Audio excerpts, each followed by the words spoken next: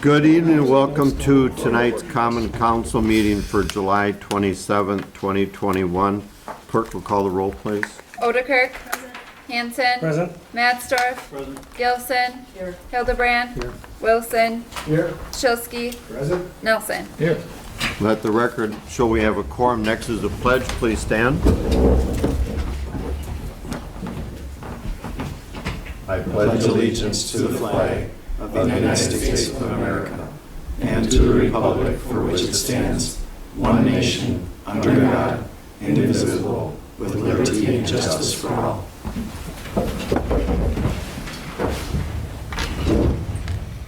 Good evening and welcome, everybody. Next item is item 3, approval of the consent agenda. Chair will entertain a motion. I move we approve the consent agenda. Wilson. Second. We have a first and a second. Any discussion? Clerk will call the roll, please. Nelson. Yes. Hildebrand. Yes. Matsdorf. Yes. Wilson. Yes. Odekirk. Hanson. Yes. Shilsky. Yes. Gilson. Next item is the audience portion.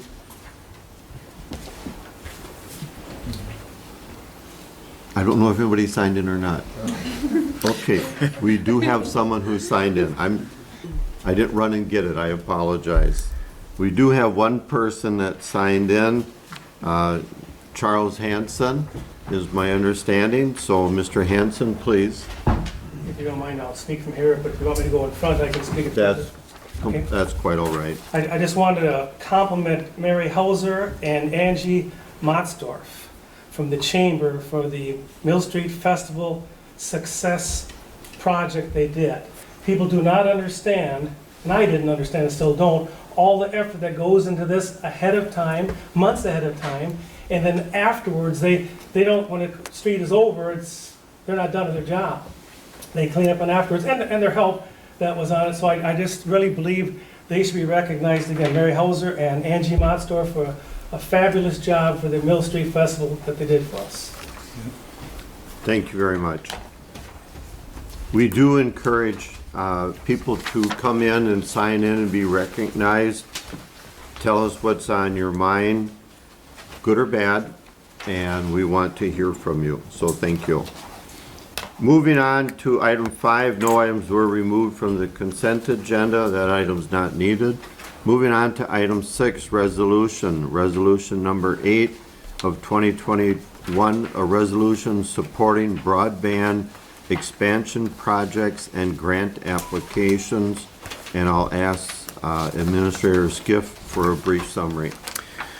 Thank you, Mr. Mayor. And this is kind of following the example of Sheboygan County, as well as the Sheboygan County Economic Development Corporation, that are working with a local supplier and contractor for installing fiber optics and broadband equipment throughout the county. That's Bertram Communications out of Random Lake. Bertram has made recommendations to the county that they work with local municipalities, the county itself, to expand broadband throughout, especially the rural areas of the county. So the county has already passed a resolution very similar to what we're asking you to pass tonight. They have sent a letter of support to Bertram to support Bertram's attempts to get grant funding to make projects like this happen. Essentially what this would allow Bertram to do is the more support they get from local municipalities in the county, the more likely they will be to get successful grants, and that would allow them to install more of this type of equipment in the county, specifically in the communities that partner with them.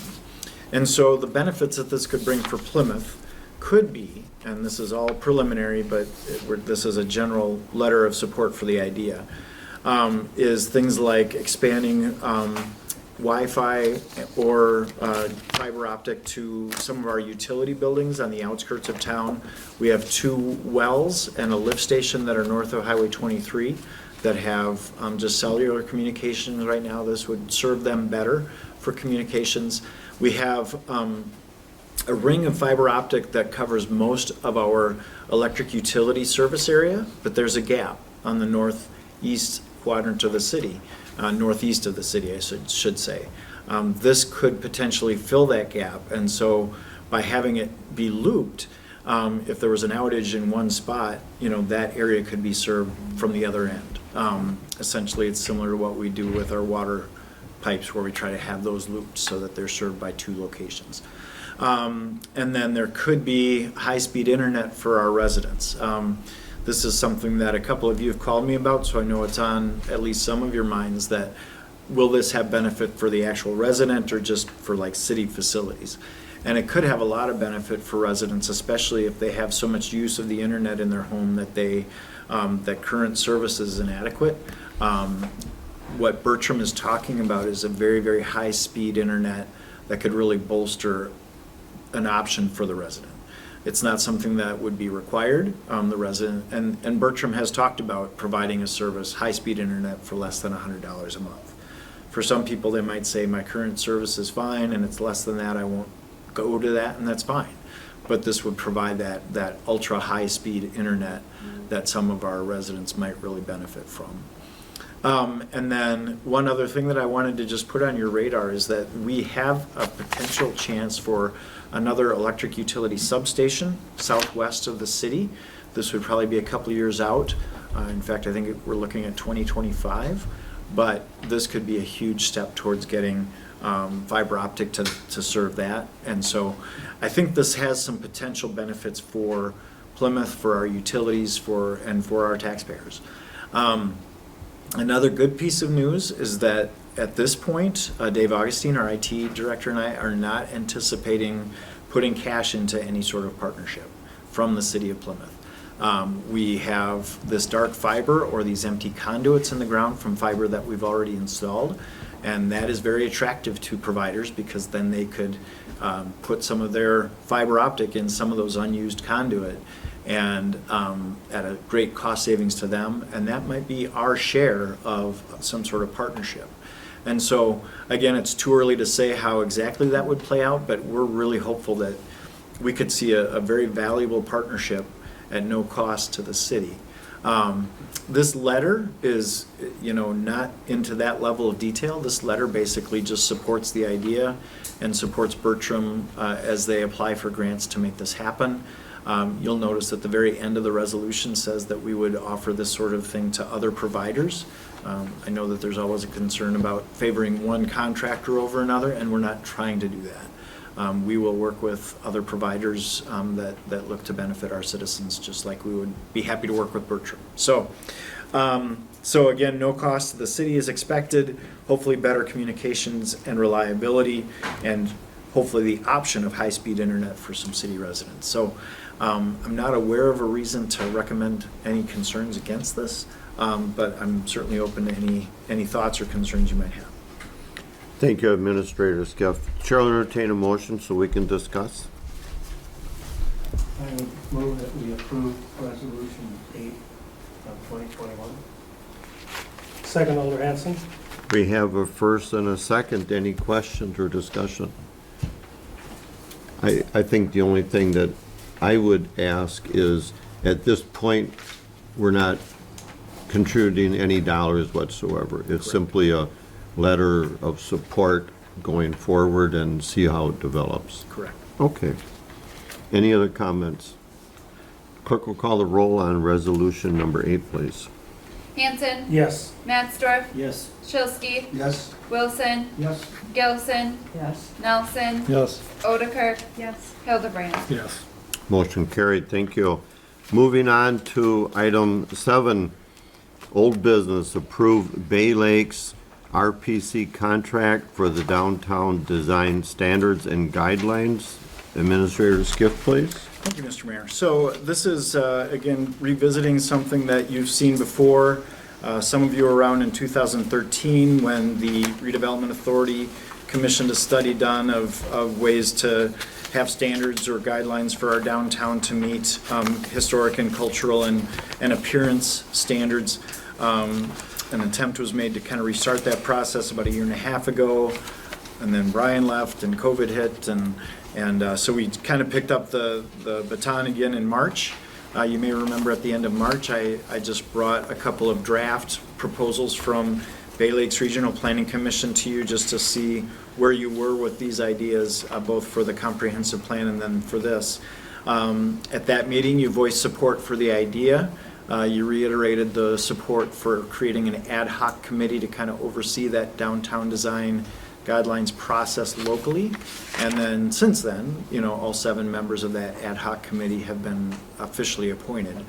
I just want to say that ad hoc committee has really impressed me. We've met 3 times, very engaged, ask good questions, are passionate about the downtown, present a variety of perspectives, and I think that will be really valuable, especially as we move forward. And so this is kind of the next step. Again, Bay Lakes Regional Planning Commission offered us a scope of services and a contract a few months ago. When the ad hoc committee first met, they thought there were a couple of things that should be added to Bay Lakes contract so we get a little bit more of a service from them. And the 2 main areas that were added to the contract that you see before you tonight are that Bay Lakes will look at up to 10 other communities to see how their standards were created and how we can kind of learn from them. And then also just a more thorough review of our own downtown, offering some perspectives on what's good, what's bad, how that review of where we are currently might affect that ad hoc committee's actions moving forward. The other significant change reflected in this scope of work is the title. Originally, it was the Downtown Design Guidelines, but some of the controversy back in 2013, and I think it will remain controversial, is what's a guideline, which is a recommendation, and then are there standards that are actually going to be mandatory? And I think both are needed. Where that line is between mandatory and recommended, we'll need to work through.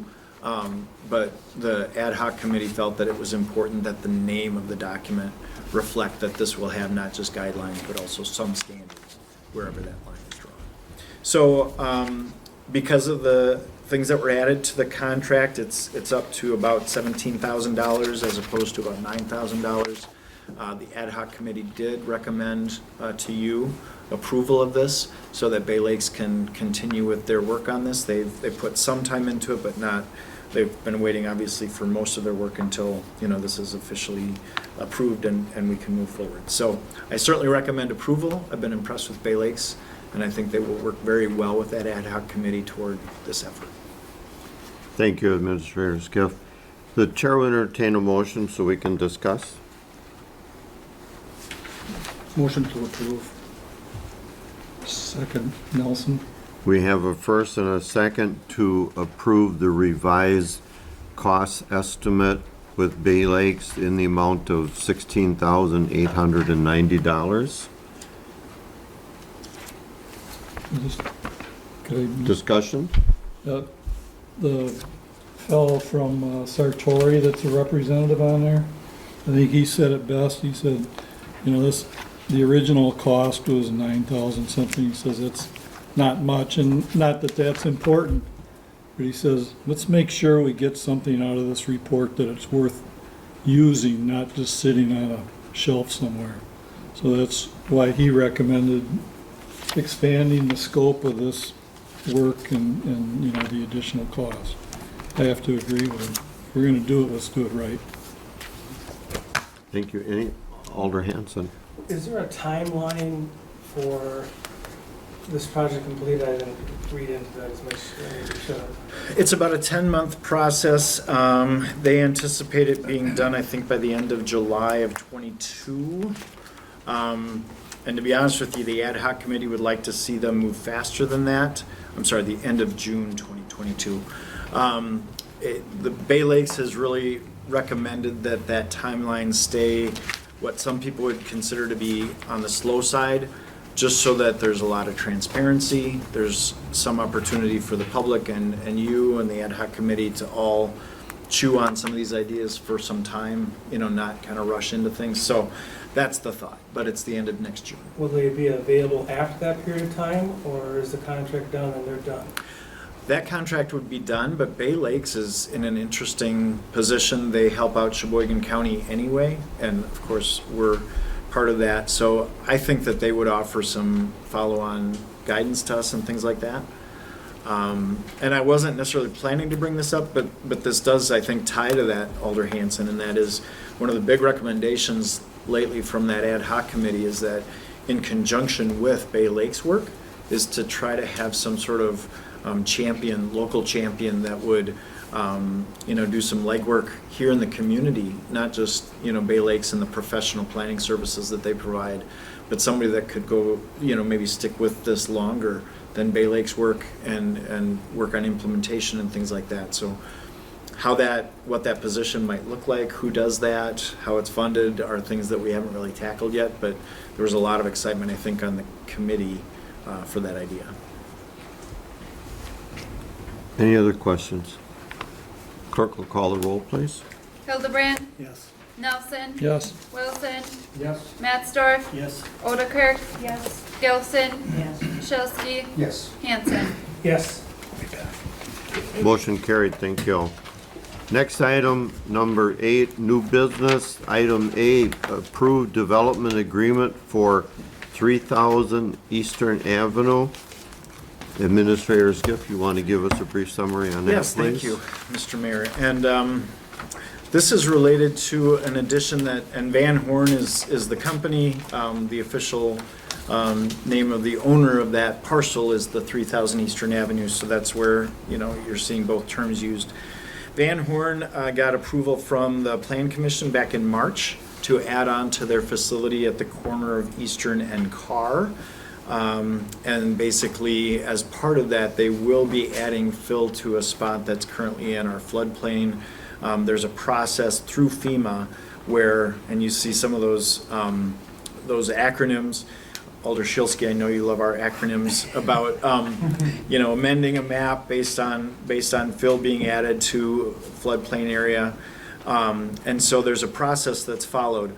One of the pieces of that process that I don't believe the city of Plymouth has encountered before is for the developer to ask the city to sign a FEMA form, basically saying this doesn't violate anything with endangered species, all the federal and state permits have been obtained, there won't be flooding, and those are things that we as a city staff aren't in a position to answer. The term that Attorney Fieber used was representations. We're being asked to make representations that we don't have the expertise to provide or the time to provide. So essentially what Sheboygan County does and what we proposed to Van Horn was that we enter a very simple development agreement with them. They've already had the engineer do the work to show that they're in compliance, both with our floodplain ordinance as well as with these FEMA requirements. So basically the development agreement just says, you've already done the work, your engineers have done this, just say that we're relying on your engineering work that you've done, and we'll sign off on the form. And so essentially that's what this development agreement states. It gives some indemnification to the city, so that if there were any sorts of problems, they wouldn't be looking at us, they would be looking at their own engineers for how that happened if it came to that. And so that was a big emphasis that Attorney Fieber made when we were talking about this internally. So, and Van Horn was, very open to this. This came about in a conference call last Thursday. Attorney Fieber's office had the development agreement out, and Van Horn signed it by Friday, which is why it was in your packet. So, in terms of government, that's moving at lightning speed, so thank you for that. And so I think it's a good step that protects the city, and and they seem fine with it as well. So I did want to just highlight that we might see this again. If you read through that development agreement, there's a sentence or two about that Van Horn may want to officially amend our floodplain ordinance to show that the map has changed, that this has been filled and is no longer in the floodplain. That's at their discretion. It doesn't hurt the city for them to not have that changed, but it might help their insurance or things like that if they do. So we might see something like that in the future, but for now, all we're doing is basically saying that we'll take your engineer's word that everything's been designed appropriately. Thank you. With that, Chair will entertain a motion so we can discuss. I'll move to approve the development agreement for 3000 Eastern Avenue. Second, Alder Hanson. We have a first and a second. Any discussion? The only thing I would ask is Attorney Feber, do you feel that the city is adequately protected in the developers agreement?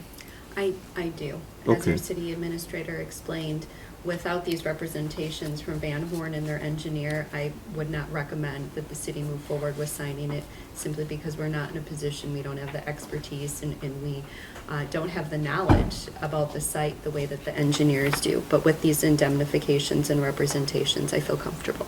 Good, thank you. Alder Hanson, you That had, was my question. okay. Any other questions? With that, clerk will call the roll, please. Gilson, Yes. Nelson, Yes. Odekirk, Yes. Yes. Hanson, Yes. Matsdorf, Yes. Shilsky, Yes. Wilson. Yes. Motion carried, thank you.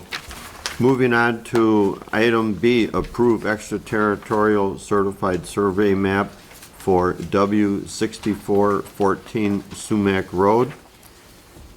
Administrator Skiff, you want to give us a brief Yes. comment on that? Thank you, Mr. Mayor. And this is another one that's a little unusual. My understanding is that you have not been asked as a council to approve many lot divisions in the extraterritorial area. And so extraterritorial is basically, usually it's a line kind of drawn 1.5 miles outside city limits. The thought is that if there are zoning issues or land use issues within that 1.5 miles, it may not be long before some of those areas would look to annex. And if things have been allowed that don't fit city requirements, then the city is stuck with, poorly designed land use or zoning or whatever. So this extraterritorial area exists. This owner would like to split a large lot into two. And so they provided a survey map to allow that to happen.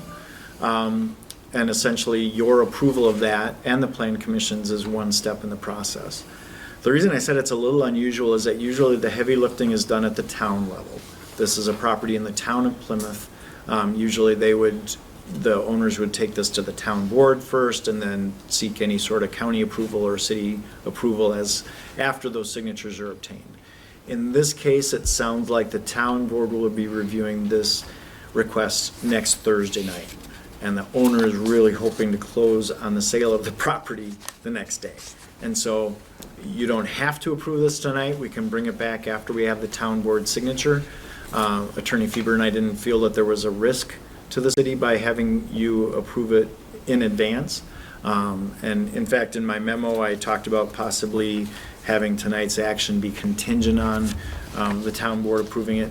Even that may not be necessary. This way, if you simply approve it tonight, the mayor can sign off on that signature block, and then the owner can proceed with the town, and it can kind of move forward efficiently. So again, kind of a complicated thing. This lot is southwest of the city, off of Highway 67, and so again, far enough away from the city that I'm not worried that it would eventually annex and create some sort of zoning issue for us. Also, the lot, if you look at the certified survey map, it's really a weird layout, but both lots certainly would meet city requirements for size and frontage on a public road and things like that anyway. So even if it were to annex someday, it meets our standards. Okay, good, thank you. Chair will entertain a motion so we can discuss. I'll move that we approve the extraterritorial certified survey map for W6414 Sumac Road. Second. We have a first and a second. Any discussion? We do have the surveyor in the audience tonight, and I will allow any questions of the surveyor. It's unusual, but I'll allow it since he did show up to listen to us. So if it's not necessary, it's not necessary. I hope I didn't offend him by calling it unusual. Just a quick question, is this west of E? Yeah. That's it, next to, Like if you take Country Air and you go straight out and it tees, you're gonna still go west. you still go west from Yeah. country area. Oh, okay. That's pretty far west. Okay. Yeah. Yeah. Any other questions? Clerk will call the roll, please. Wilson, Yes. Shilsky, Yes. Mattsdorf, Yes. Hanson, Yes. Hildebrand, Yes. Gilson, Yeah. Nelson, Yes. Odekirk. Yes. Motion carried, thank you. Moving on to item C, approve the purchase of the truck from Lakeside International LLC and Monroe Truck Equipment for a total of $144,612 with $20,970.89 difference coming from the insurance payment to be made through our contingency fund. Director Austin, please. Sure. As many of you know, on May 10th, one of our vehicles started on fire out in the field. The cause, we still have not heard from the insurance company what caused the fire. But through their process, they did claim it a total loss. So they did issue us a check for $123,641.11. But to get a replacement vehicle, they always cost more. And so to purchase the truck, the body would come from Lakeside, and then the cab of the truck, or the box of the truck and all the snow equipment would come from Monroe, just like in previous purchases. So the truck total is $144,612. So there's a difference of just under $21,000. That would, we have funds in the contingency fund to cover that. And we won't get the truck till about March if it's approved. Thank you. Chair will entertain a motion so we can discuss. I'll move that we approve the purchase. Second. We have a first and a second. Any discussion? Clerk will call the roll, please. Gilson, Yes. Nelson, Yes. Odekirk, Hildebrand, Yes. Hanson, Yes. Mattsdorf, Yes. Shilsky, Yes. Wilson. Yeah. Motion carried, thank you. Before I go into the next item on the agenda, this is for Gary and Emmett. We'll go out of closed session here, go down to the end of the hall. When we finish there, we're going to adjourn. So you'll be able to take off as soon as we're done here. And Mr. Mayor, may I, and BJ, are you waiting for signatures tonight? I know that there's the time crunch on the I'll sign it on before we walk down. Okay. So just hang around and we'll get it signed for you right away. Thank you.